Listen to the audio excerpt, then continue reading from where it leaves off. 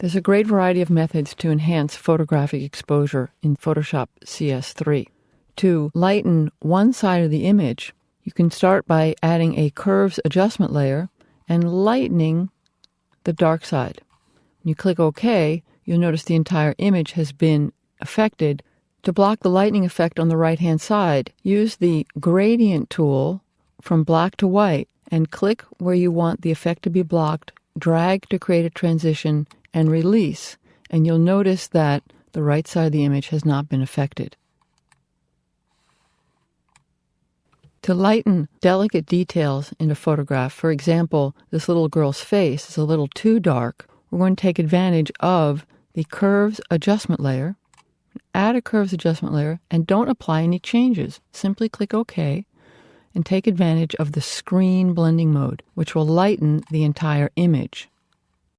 Reduce the layer opacity to 50% and invert the layer mask either by using the Command key, Command or Control I, or Image Adjust Invert.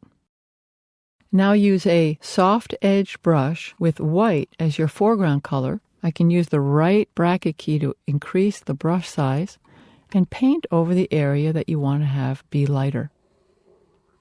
By turning the adjustment layer on and off, you can see how easily we've lightened her face and really added to this portrait. New in Photoshop CS3 is the ability to apply the shadow highlight command as a filter layer. The one step you need to do to take advantage of the power of this is to convert your image into a smart object by choosing Layer, Smart Object, Convert to Smart Object.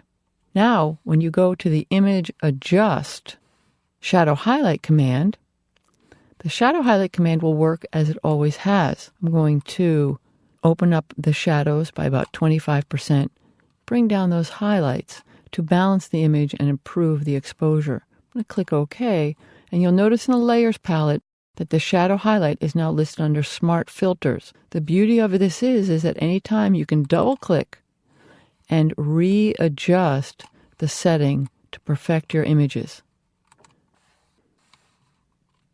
To convert a color image to black and white, experiment with the Channel Mixer adjustment layer. Start by clicking on the monochrome button, and then by adjusting the sliders, you can decide how that image is converted. I want to make the sky darker, so I'm going to reduce my blues. If I bring out a little bit of the red, you can really see the rocks starting to pop. In the Channel Mixer are very useful presets that you can use as a good starting point. Often I'll start with the red filter, and then I'll adjust it to create the image that I have in my mind.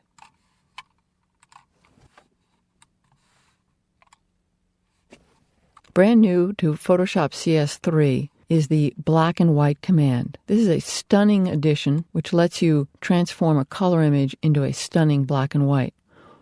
What you want to think about is which color do you want to make lighter or darker.